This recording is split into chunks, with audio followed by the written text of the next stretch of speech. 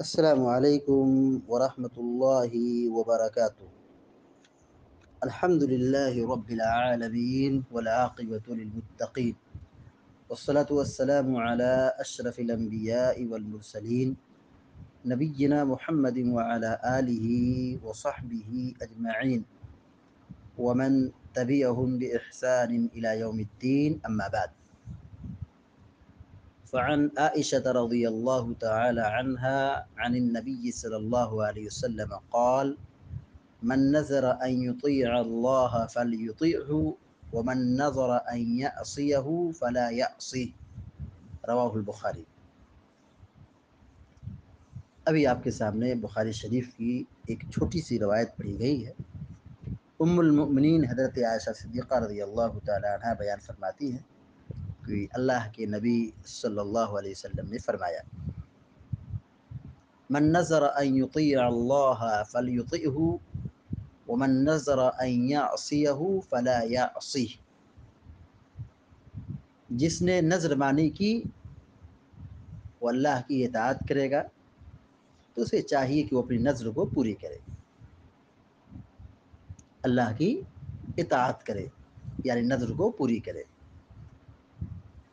دیکھیے، نذر ماننا شریعت میں پسند نہیں کیا گیا ہے، لیکن اگر اس نے نذر مان لی ہے اور اس کی نذر اللہ کی اطاعت میں ہے، جائز معاملے میں ہے، تو ایسی نذر کو پوری کرنا واجب اور ضروری ہے، کیونکہ نبی کریم صلی اللہ علیہ وسلم نے یہ حکم دیا ہے: من نذر ان یطیع اللہ فلیطعہ۔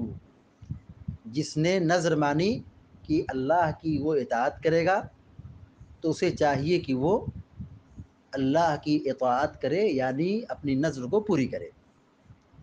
ومن نذر ان یعصیہ فلا یعصی۔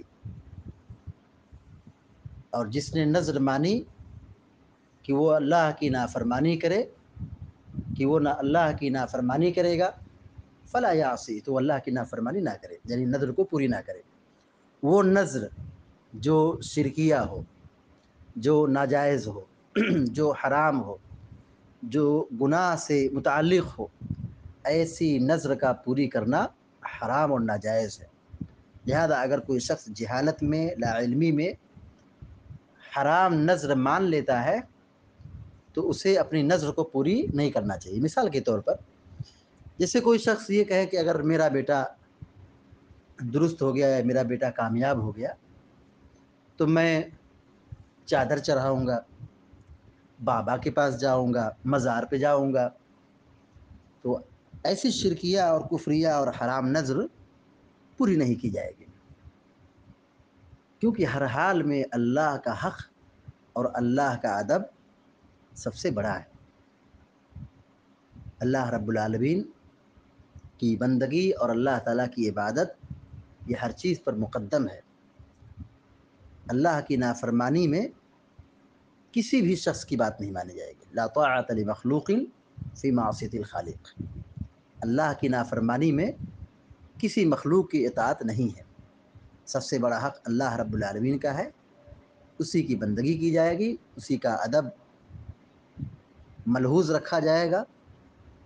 تو معلوم یہ ہوا کہ جائز نذر کا پوری کرنا واجب ہے، حرام اور ناجائز نذر کا چھوڑ دینا یہ واجب ہے۔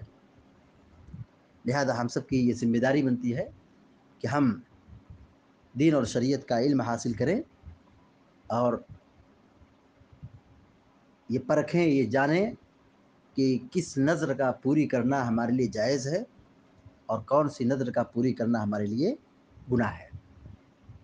اللہ تعالیٰ سے دعا ہے کہ اللہ تعالیٰ ہم سب کو گناہ سے بچائے، نافرمانی سے بچائے اور نیک عمل کی توفیق عطا فرمائے، آمین یا رب العالمین۔ وصلی اللہ علی نبینا محمد وسلم تسلیما کثیرا۔ والسلام علیکم ورحمۃ اللہ وبرکاتہ۔